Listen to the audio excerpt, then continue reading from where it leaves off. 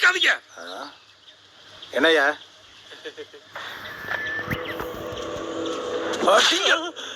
வீட்டுக்குள்ள கால் எடுத்து வைக்க கூடாதுன்னு தெரியாத உனக்கு?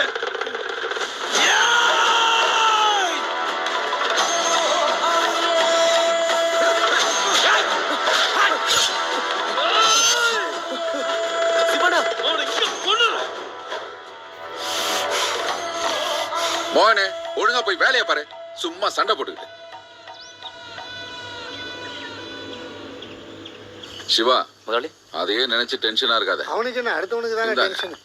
மெதுவா குடிங்க. என்ன குடிப்பாங்க. எனக்கு அங்க இருக்குடா, நீங்க குடிங்க. சரி, பொறுமையா குடிங்க. சரியா? டேய், ஓசில கிடைக்குதுன்னு அள்ளி ஊத்தாம அளவோட குடிங்கடா. இந்த மாதிரி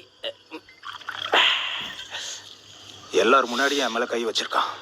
இன்னைக்கும் அவனுக்கு தான் சப்போர்ட் பண்றாரு. ஆமா, உன் தகுதி என்னவோ அந்த மரியாதை உனக்கு கிடைக்கும். மகனே, எல்லாருக்குமே கண்டிப்பா ஒரு நாள் வரும்.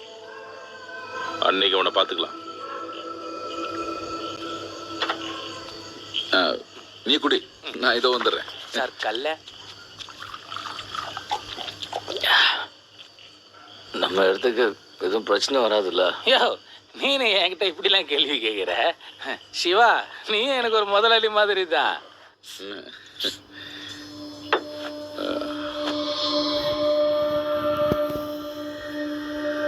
என் இடம் எங்க இருக்குன்னு நினைக்கிறேன்? ஃபாரஸ்ட்டுக்கு பக்கத்துல தான்.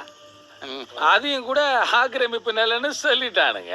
அப்புறம் அதுக்கப்புறம் என்ன, என் டாக்குமெண்ட் சரியில்லைன்னு அப்புறம் தான் தெரிஞ்சுது. அப்புறம் என்ன, நமக்கு நல்லா தெரிஞ்ச சுப்பராவ்னு ஒரு வக்கீல் இருக்காரு. 12 வருஷமா அவரு கேஸ நடத்திக்கிட்டு இருக்காரு. ஜெயிச்சிருவாரு. சிவா, முதலாளி தோட்டத்துக்கு தண்ணி பாய்ச்சணும், கொஞ்சம் வரியா?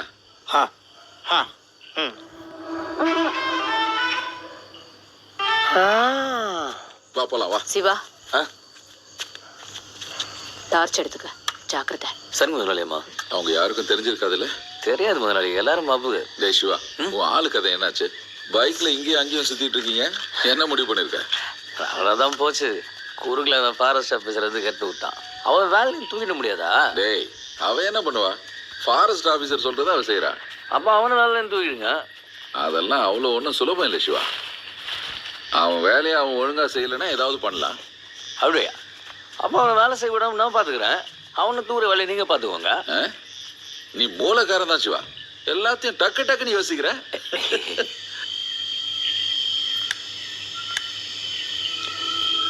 சிக்னல் வந்துருச்சு, பார்த்து முதலாளி.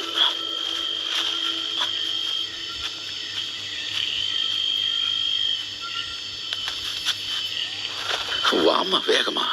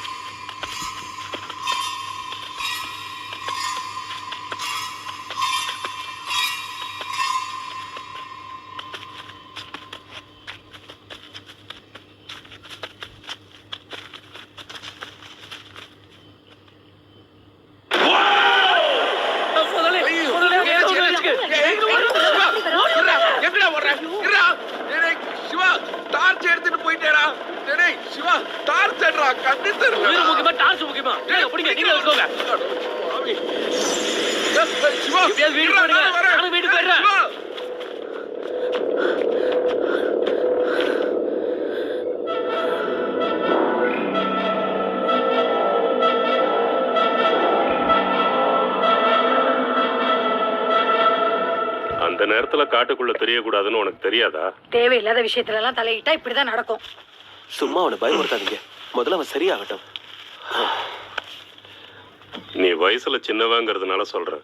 உன் வயசுல உங்க அப்பா பல கிராமங்களுக்கு போய் தெய்வ தரிசனம் தருவாரு. இதெல்லாம் நீ எப்பதான் புரிஞ்சுப்ப? எப்படி உனக்கு புரியும்? இந்த ஊர் பொறுக்கிங்களோட சுத்திக்கிட்டு இருந்தா எங்க இருந்து மத்ததுக்கெல்லாம் நேரம் இருக்கும். சும்மா சும்மா எங்களே சொல்லாதீங்க. இவர் அப்படியே குழந்தை பாருங்க. உங்க பிரச்சனை பயமுட்டுறா. எப்பா பார்த்தாலும் புள்ளைய திட்டாம எங்களே திட்டுறது. யோ ஆயா, உடம்பு பார்த்துக்கோ, ஜாக்கிரதை.